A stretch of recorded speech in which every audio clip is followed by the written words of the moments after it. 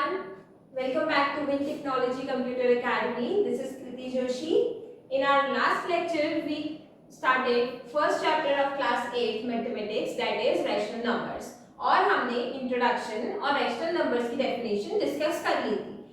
Today in this video we are going to discuss properties of rational numbers. Properties में हमारे पास चार properties हैं, closure property, associative property, commutative property and distributive properties. ये सारी properties आपने अपनी जूनियर क्लासेस में पहले ही पढ़ ली है, लेकिन नेचुरल नंबर्स और होल नंबर्स के साथ में। इस चैप्टर में हम यही सारी प्रॉपर्टीज रैशनल नंबर्स के साथ में पढ़ेंगे। तो शुरुआत करते हैं क्लोजर प्रॉपर्टी से।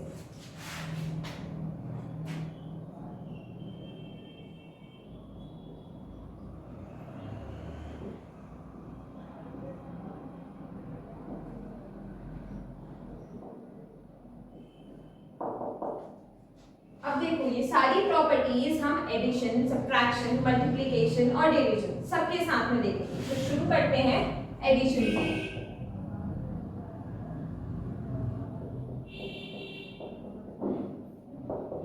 क्लोजर प्रॉपर्टी क्या कहती है कि अगर हम दो रेशनल नंबर्स को ऐड करेंगे तो जो आंसर आएगा वो भी एक रेशनल नंबर ही होना चाहिए। देखते हैं एक एग्जांपल के साथ। जैसे मैंने लिखा है a plus B is equals to C. यहाँ पर a और b दो रेशनल नंबर्स हैं। जब भी हम इनको ऐड करेंगे तो जो आंसर आएगा वो भी एक रेशनल नंबर ही होना चाहिए। एक एग्जांपल के साथ समझते हैं इसे। Let's take a is equals to 3/4 and b is equals to 2/4। इसको ऐड करते हैं। 3 plus 4 plus 2/4 which is equals to 3 plus 2 is 5/4। तो जो हमारा आंसर आया है ये है 5/4। अब ये p/q के फॉर्म में भी है और p और q दोनों ही इंटीजर्स हैं। इसका मतलब ये जो आंसर है ये एक रेशनल नंबर है। That means when we add two rational numbers the answer we get is also a rational number। अब बात करते हैं डिफरेंस की।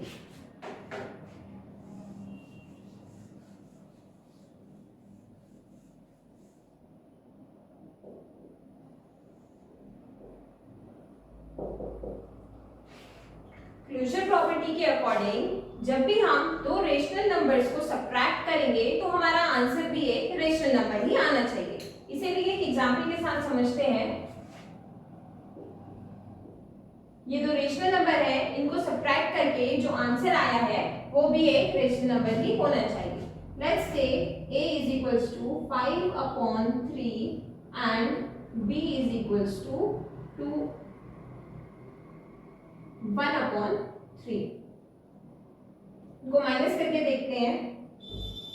5/3 माइनस 1/3 इज 4/3। मतलब दो रेशनल नंबर को सब्ट्रैक्ट करके जो आंसर आया है वो भी एक रेशनल नंबर ही है। Therefore, we can say that when we subtract two rational numbers, the answer which we get is also a rational number। अब बात करते हैं मल्टीप्लिकेशन की।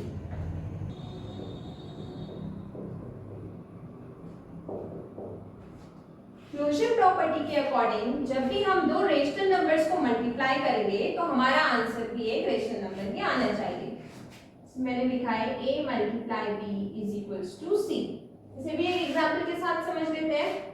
Let's take a is equals to 3/4 and b is equals to 6/4। 3/4 multiply by 6/4 is 3 6 18 and 4 4 16। तो हमारा answer क्या आया है? ये रेशनल नंबर है। इसका मतलब जब भी हम दो रेशनल नंबर्स को मल्टीप्लाई करेंगे तो हमारा आंसर एक रेशनल नंबर ही आएगा। अब बात करते हैं डिवीजन की।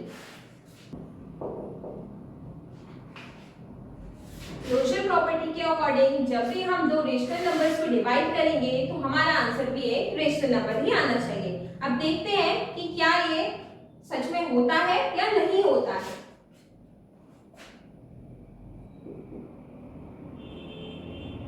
Let's take a is equals to 2 upon 4 and b is equals to 3 upon 9.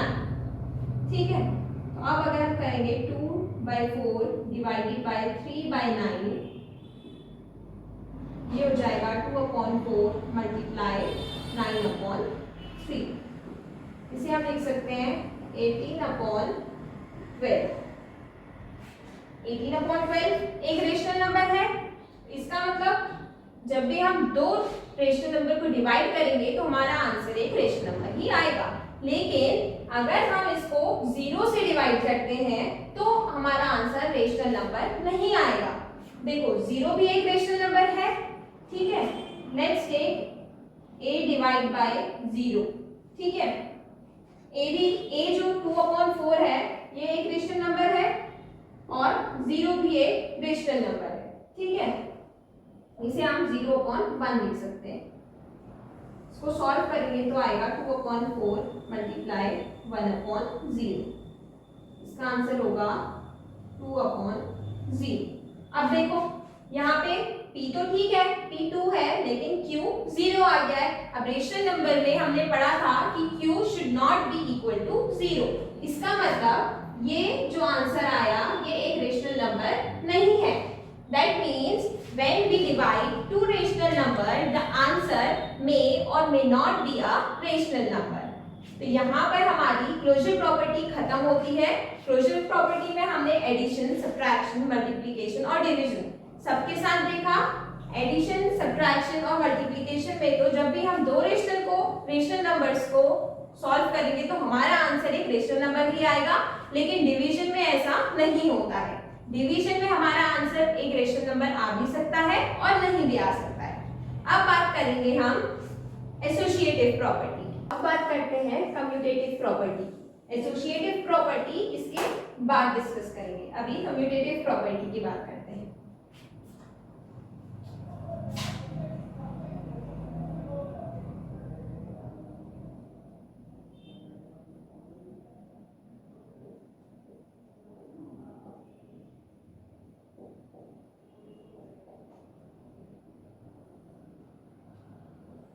सबसे पहले एडिशन देखेंगे.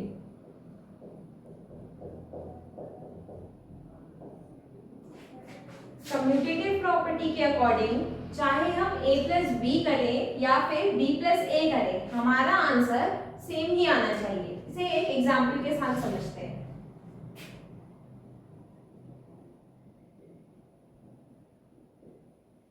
Let's take a is equals to 3/5 and b is equals to 4/5.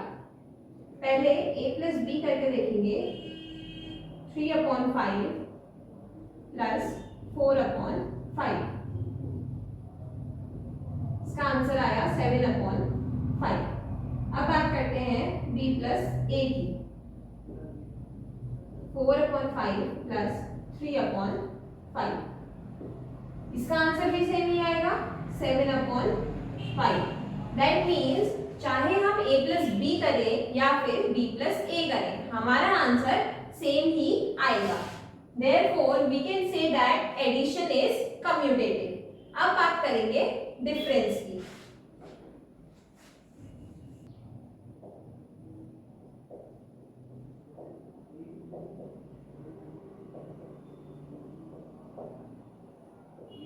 Commutative property के अकॉर्डिंग चाहे हम a माइनस बी करें या फिर b minus ए करें हमारा आंसर सेम ही आना चाहिए. अब देखते हैं कि क्या ये सही है या गलत है.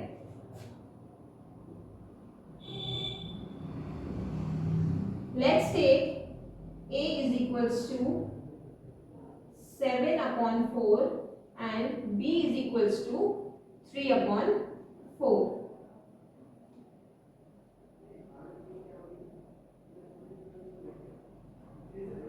a minus b is equals to 7/4 minus 3/4. इसका आंसर आएगा 7 minus 3 is 4/4 which is equals to 1. अब बात करते हैं b minus a की. b minus a करेंगे तो 3/4 minus 7/4। आंसर जो आएगा वो है -4/4। इसे हम लिख सकते हैं -1। तो यहाँ पे हमारे आंसर दो अलग अलग आ रहे हैं। पहले हमारा आंसर आया 1, फिर हमारा आंसर आया -1। मतलब अगर हम डिफरेंस में देखेंगे तो -b और b -a दोनों अलग अलग आंसर आ रहे हैं। That means difference is not commutative. अब बात करते हैं मल्टीप्लिकेशन की। कम्यूटेटिव प्रॉपर्टी के अकॉर्डिंग चाहे हम a मल्टीप्लाई b करें या फिर b मल्टीप्लाई a करें, हमारा आंसर सेम ही आना चाहिए। a multiply b is equals to b multiply a. Let's take a is equals to 2/5 and b is equals to 3/5. a multiply b is equals to 2/5 multiplied by 3/5. 2 3s are 6, 5 5s are 25. b multiply a करके देखते हैं। 3/5 multiplied by 2/5 is equals to 6/25. इसका मतलब हमारा answer same आ रहा है। Therefore we can say that multiplication is commutative. अब बात करेंगे डिवीजन की। कम्यूटेटिव प्रॉपर्टी के according a divided by b और b डिवाइडेड बाय a दोनों का आंसर सेम ही आना चाहिए। इसे भी सॉल्व करके देखते हैं।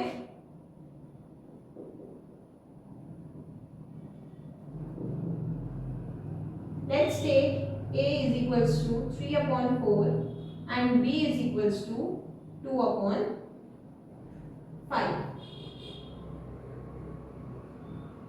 a divided by b is equals to 3/4 divided by 2/5, which is equals to 3/4 multiplied 5/2. इसका आंसर आएगा 3 5s are 15, 4 2s are 8. अब देखते हैं b डिवाइडेड बाय a, मतलब 2/5/3/4। इसे सॉल्व करेंगे तो आएगा 2/5 मल्टीप्लाई बाय 4/3। इसका आंसर आएगा 8/15। अब देखो हमारे दो अलग अलग आंसर आ रहे हैं। Therefore we can say that division is not commutative because a divided by b is not equals to b divided by a. यहाँ पर हमारी कम्यूटेटिव प्रॉपर्टी खत्म होती है। कम्यूटेटिव प्रॉपर्टी में हमने देखा कि addition and multiplication are commutative but subtraction and division are not commutative. अब हम बात करेंगे एसोसिएटिव प्रॉपर्टी।